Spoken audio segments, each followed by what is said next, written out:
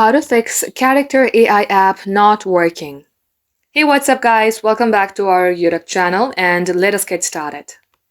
First of all, you have to make sure that your Character AI application is updated. So let's go ahead and open up our Play Store. From here, search for Character AI. Once it is so, if you see open, that means your application is already updated. Just in case you see update, tap onto update and update your app. Now here, let's move on to settings application. Scroll all the way below until you see the option of apps. Open your apps, then search for Character AI. Here tap onto storage and clear the cache. If you remember your credentials, you might also go ahead and clear the data. Now come back. In here tap onto permissions and make sure that you have given all the permissions that you would like it to give so.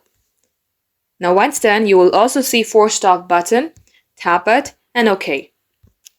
Restart your device and this shall fix your problem.